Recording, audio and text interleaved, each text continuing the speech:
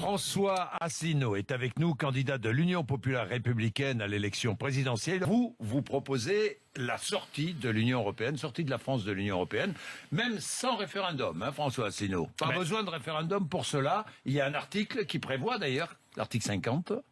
Pourquoi je ferai un référendum, puisque je vais quand même pas faire, si je suis élu, je vais pas ensuite faire un référendum pour demander aux Français s'ils sont d'accord pour que je mette en œuvre le programme pour lequel j'aurais été élu. Je suis le candidat du Frexit. Je suis le seul candidat qui propose que la France sorte de l'Union européenne par la mise en œuvre de l'article 50 du traité de l'Union européenne, ce que d'ailleurs les Britanniques vont faire dans quelques semaines. Voilà. Les autres candidats, en particulier Madame Le Pen ou M. Mélenchon, passent leur temps à critiquer l'Union européenne et à proposer une renégociation des traités, et tout ça dans un flou artistique général. Mais les renégociations des traités, les Français, ils ont déjà donné. Rappelez-vous, en 97, M. Jospin devait renégocier les critères de Maastricht, il n'a rien pu renégocier du tout. En 2012, M. Hollande voulait renégocier le TSCG, il n'a rien renégocié du tout. Pendant ce temps-là, chaque jour qui passe, il y a 1000 personnes en France qui basculent en dessous du seuil de pauvreté. Le vrai sujet de l'élection présidentielle, c'est l'indépendance de la France. C'est d'ailleurs l'article 5 de notre Constitution qui prévoit que le président de la République est le garant de l'indépendance nationale. Alors moi, au cours de cette campagne, je vais demander aux autres candidats, d'ailleurs vous devriez peut-être leur demander comment ils vont mettre en œuvre l'article 5 de notre Constitution, comment est-ce que la France peut avoir son indépendance nationale, c'est-à-dire sa démocratie, si nous restons dans le cadre de l'Union européenne, de l'euro et de l'OTAN, qui verrouille absolument tous nos choix politiques, économiques, sociaux, diplomatiques et militaires. Je suis là, vous savez, pour dire quoi aux Français?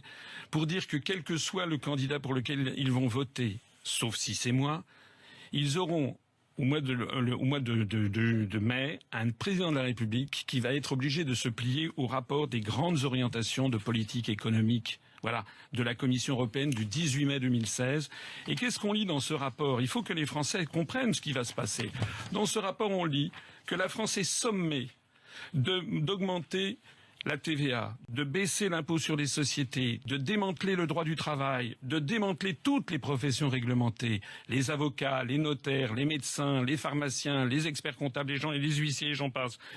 Là, en vertu de ce rapport sur les grandes orientations de politique économique, alors ça personne n'en parle, hein. J'ai fait une conférence de presse pour annoncer ma candidature il y a quelques jours. Personne dans la presse ne l'a repris. C'est pourtant fondamental. C'est à cette sauce-là que nous allons être mangés. J'invite les gens qui sont intéressés à venir sur notre site upr.fr pour découvrir également le démantèlement du droit du travail, la baisse des prestations chômage. Tout ça est exigé par Bruxelles et j'insiste, quel que soit le candidat, sauf si c'est moi qui veux sortir de cette affaire, il sera obligé d'en passer par là et par l'ubérisation de la société française, la précarisation générale des emplois. Merci François Asselineau. Le détail avec Sébastien Thomas. Agir vite et fort. 500 000 postes de fonctionnaires en moins, retour progressif aux 39 heures et retraite à 65 ans.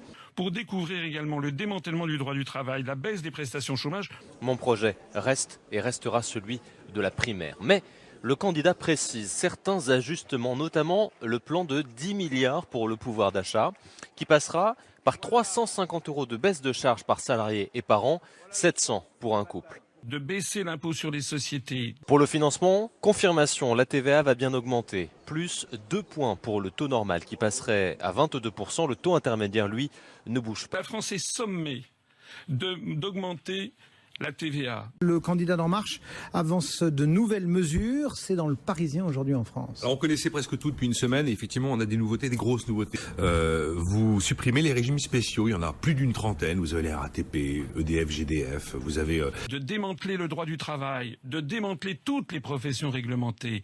Est-il responsable de s'isoler? Mais pourquoi voulez-vous vous isoler? Il faut que les auditeurs sachent que la France, elle est liée au reste du monde par 6686 traités.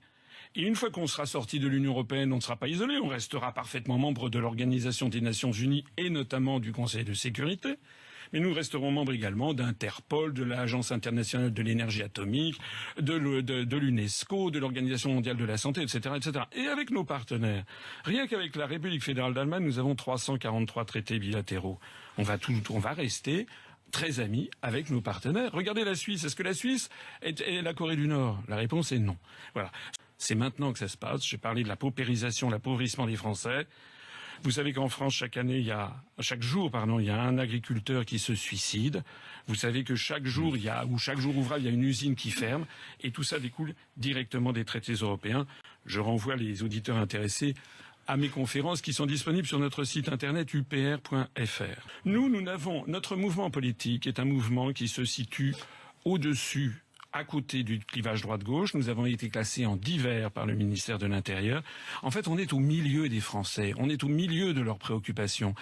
Je veux dire, dès que quelqu'un parle de moderne, tu peux être sûr que c'est du dernier archaïsme. Évidemment, il y a des figures qui incarnent suprêmement le moderne à l'heure actuelle et devant lesquelles tous les journalistes sont en pamoison. Alors, le premier d'entre eux, c'est Macron, bien sûr. Mais Emmanuel Macron, qui fustige l'archéo-keynésianisme, ne se rend même pas compte, ni lui, ni tous ceux qui célèbrent sa modernité, qu'il est paléolibéral. La pensée d'Emmanuel Macron, c'est la pensée d'Arthur Pigou, qui était un économiste des années 20, qui pensait que pour sortir de la Grande Dépression, il fallait encore plus flexibiliser le marché du travail qu'il n'était.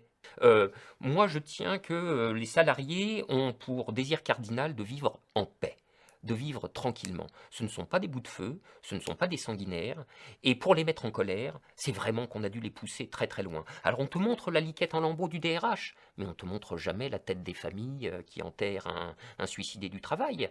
On te montre jamais les dépressifs ou ceux qui sombrent en effet dans des vies familiales fracassées, etc. Ça, jamais on ne te le montre. Donc forcément, on te montre un effet sans sa cause. Eh ben oui, bien sûr, il s'ensuit une distorsion du jugement caractérisé.